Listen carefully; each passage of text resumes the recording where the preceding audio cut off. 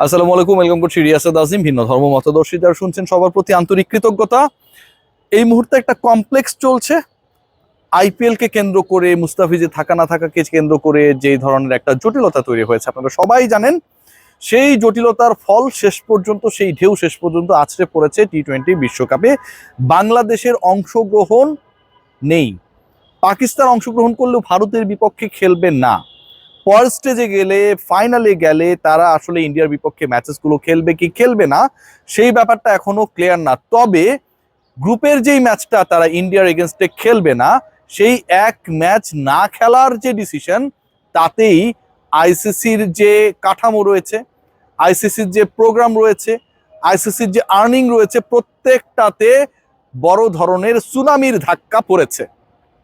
এই আলোচনা করব এবং একই সাথে আপনারা সবাই জানেন যে রাত পোহালেই আগামীকাল থেকে অদম্য ক্রিকেট টুর্নামেন্ট হচ্ছে, যেখানটায় 3টা দল অংশগ্রহণ করবে এবং টি-20 ফরম্যাটে ক্রিকেটাররা খেলবে। সেই টুর্নামেন্টেও এমন কিছু ঘটনা আপনাদের সামনে নিয়ে আসবো যেগুলো আসলে না ঘটলেও পারতো। বাংলাদেশ ক্রিকেট বোর্ডের নির্বাচকরা সিলেকশনের ওই হট সিটে যারা বসে রয়েছেন, তারা চাইলে ব্যাপারটাকে আরো ভালোভাবে হ্যান্ডেল করতে পারতেন।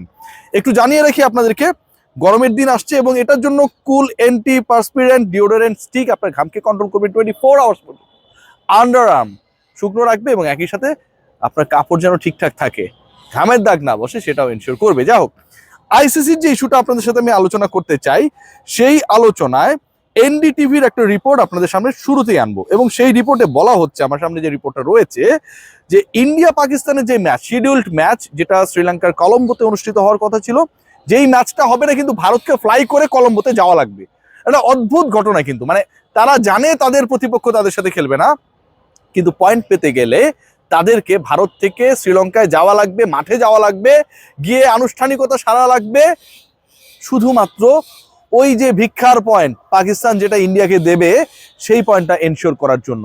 এবং সেটা অর্জন করার জন্য, ওই পয়েন্ট অর্জন করার জন্য ভারত ছেড়ে শ্রীলঙ্কায় গেলেও, কলম্বোয় গেলেও, এন্ড অফ দ্য ডে ভারতের এই অংশগ্রহণ, ভারতের এই প্রেজেন্সের কারণে আইসিসির আসলে কোনো লাভ হচ্ছে না।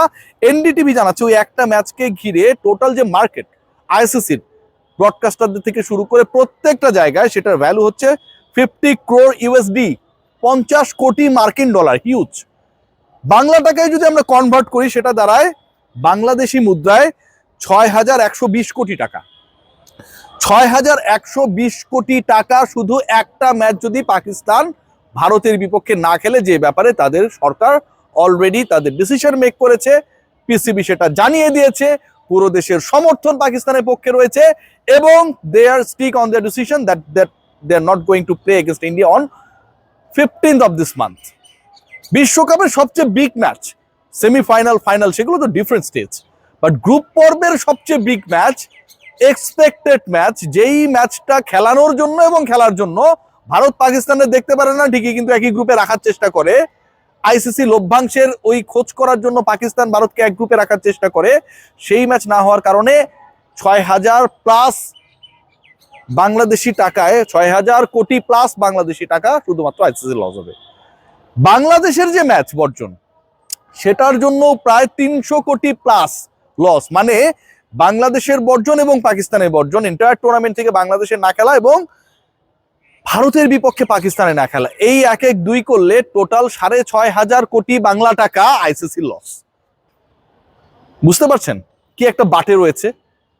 9 কোটির মুস্তাফিজের রেসটা গিয়ে পড়েছে কোথায়, যেটা কোনো ভলিউমে, কোনো কিছু দিয়ে, কোনো রিপ্লেসমেন্ট, ওখানটা স্কটল্যান্ডকে দিয়ে আপনি রিপ্লেস করে কোনোভাবেই এটাকে জাজমেন্ট করতে পারবেন না। এবং Pakistan is not going to play the match against India in the group stage.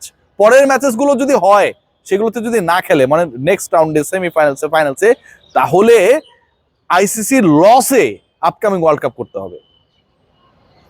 এবার একটু আসি অদম্য টুর্নামেন্ট। এই টুর্নামেন্টটাকে নিয়ে আমার মানে যে আলোচনা, সেই আলোচনাটা যথেষ্ট, মানে আমার কাছে মনে হয়েছে যে এটা অন্যরকম হতে পারতো। প্রথম পয়েন্ট যেটা, দেখুন টিমগুলো বানানো হয়েছে 13 সদস্যের। এই টুর্নামেন্টে যারা খেলবে, যেই ক্রিকেটারদেরকে খেলানো হবে, সেই ক্রিকেটারদেরকে তো আপনি খেলায় রাখতে চান, বাংলাদেশের ক্রিকেটারদেরকে সুযোগ করে দিতে চান। বিপিএল এ অনেক ক্ষেত্রে অনেকেই সুযোগ পায় না, রাইট? এখন ওই 13 সদস্যের দল করতে গিয়ে, মানে 14-15 সদস্যের দল করলে তো ওদেরকেও টাকা দেওয়া লাগবে। 3টা দল যদি আপনি 15 মেম্বার স্কোয়াড করেন, তাহলে আপনার টোটাল নাম্বার অফ প্লেয়ার বাড়াতে হবে 6 জন। এই 6 জন ক্রিকেটারকে পে করার টাকা বাংলাদেশ ক্রিকেট বোর্ডের ভাবখানা দেখে মনে হয় নাই। 13 সদস্যের দল করা হয়েছে, সাব্বির রহমান রুম্মান এই দলে নাই, কোনো দলে নাই। স্ট্যাটাস দিয়েছিলেন যে আমি আসলে কারো, অনেকটা বাংলা কথায় বলে যে মানে থাকে না যে তল্পি বাহকের কাজ করি না, পা চাটি না, তেল মেরে আমাকে দলে রাখবেন স্যার, এই কাজটা করি না। সাব্বির রহমান রুম্মানের ভালো খারাপ মিলিয়ে বিপিএল গেছে। আপকামিং যে টুর্নামেন্টটা হচ্ছে সেখানটায় 40 জন ক্রিকেটার রয়েছে, দেশীয় ক্রিকেটার যারা টি-20 খেলবে। এখন এই 40 জনের মধ্যে বাংলাদেশের ক্রিকেটার সাব্বির রহমান রুম্মান কি পড়ে না? আপনি তাকে রাখলেন না। এর আগের বিপিএল শেষেও সাব্বিরকে কোথাও কোনোভাবেই সুযোগ দেওয়া হয়নি। কাজী আশরাফ হোসেন লিপুর এই নির্বাচক প্যানেল সাব্বির রহমান রুম্মানকে পছন্দ করে না এবং এখানটাও তাকে রাখেনি। মানলাম সাব্বির চলে না, সাব্বিরের মধ্যে সম্ভাবনা নাই, ন্যাশনাল টিমে আর সুযোগ দেওয়া হবে না। হাসান মুরাদ, আপনারা সবাই জানেন যে বিপিএল এর ফাইনালের নায়ক, 3 উইকেট পেয়েছিলেন, কিন্তু অসাধারণ বল করেছিলেন। হাসান মুরাদ প্র্যাকটিস করেন, কিন্তু ওই 39 জনের যে ক্রিকেটারের লিস্ট, 3টা দলে 13 প্লাস করলে যে 39টা হয়, হাসান মুরাদ সেখানটার মধ্যে নেই। এবং এটাও কিন্তু যথেষ্ট পীড়াদায়ক। মানে একজন ক্রিকেটার ভালো করেছে, ফাইনালের মতো স্টেজে ভালো করেছে, সেই ক্রিকেটারকে আপনি আপনার দলে রাখছেন না। ফাইনালে 3 উইকেট পাওয়া ক্রিকেটার বাংলাদেশের যে 39 জন ক্রিকেটার মাঠে নামবে খেলার জন্য, সেই 39 জনের মধ্যে পড়ে না। এটা আপনি যাই বলেন না কেন ভাই, অযৌক্তিক। খেয়াল করে দেখবেন, বিগ ব্যাশ কাঁপিয়ে এসেছে রিশাদ হোসেন, লেগ স্পিন করেছে, লাহোর সম্ভবত রিশাদকে রিলিজ করে দিয়েছে, এরকম একটা নিউজে আমাদের মন খারাপ। তাতে কোনো কিছু আসে যায় না। বিগ ব্যাশের রিশাদের যে অর্জন, রিশাদের বাংলাদেশের হয়ে যে খেলা, গত বছর অসাধারণ খেলেছেন, সবকিছু মিলে আমরা অনেক গর্বিত। কিন্তু এই রিশাদ যখন লেগ স্পিন করবে আপকামিং টুর্নামেন্টে, আমার আর কোনো লেগ স্পিনারকে আমি সুযোগ দিতে পারতাম না। 39 জন ক্রিকেটার, আবারও I have to mention all the numbers, 39 জন ক্রিকেটার, কিন্তু সেই 39 জন ক্রিকেটারের মধ্যে একমাত্র রিশাদ ছাড়া আমরা কোন লেগ স্পিনারকে দেখলাম না। মার খাক, খারাপ বল করুক, উইকেটে ভালোভাবে পিচ করতে না পারুক, এক্সপেন্সিভ হোক, এটা তো বিসিবি টুর্নামেন্ট। ওয়াসি সিদ্দিকীদের এখানটায় যদি সুযোগ দেয়া হতো তাহলে কি খুব বেশি লস হয়ে যেত? সেই জিনিসটা করা হয় নাই। এবং কেন করা হয় নাই, আই হ্যাভ নো আইডিয়া। খেয়াল করে দেখবেন, আমরা যদি খেয়াল করে দেখি, মাহফুজুর রহমান রাব্বি, তিনি কিন্তু অসাধারণ বল করেছিলেন এনসিএল টি-20-তে। মাহফুজুর রহমান রাব্বি এই ক্রিকেটার যিনি আরেকটা ঘরোয়া টি-20 টুর্নামেন্ট, যেটা বিপিএল এর বাইরে, যেটা হতে যাচ্ছে সেটা বিপিএল এর বাইরে, এবং যেটা হয়েছিল সেটাও বিপিএল এর বাইরে, রাব্বিকেও ওই 13 সদস্যের দলে যে প্রাথমিক স্কোয়াডটা আমরা পেয়েছি সেখানটা কোথাও রাখা হয় নাই। সো ওভারঅল যদি আমি বলি যে বাংলাদেশের যেই ক্রিকেটারদেরকে নিয়ে আপনি স্বপ্ন দেখবেন, সম্ভাবনা দেখবেন, সাব্বিরের কথা আমি বাদ দিয়ে দিলাম। ধরেন সাব্বির চলে না, অনেকের মধ্যে সাব্বির চলে না, আমার মধ্যে চলে, আপনাদের মধ্যে চলে না, আমি মেনে নিলাম। কিন্তু ওয়াসি সিদ্দিকীর কথা বলতে পারি, হাসান মুরাদের কথা বলতে পারি, রাব্বিদের কথা বলতে পারি, এরা কি ওই 39 জনের মধ্যে আসার মতো না? 39 জনের মধ্যে তাদেরকে রাখলে কি হতো?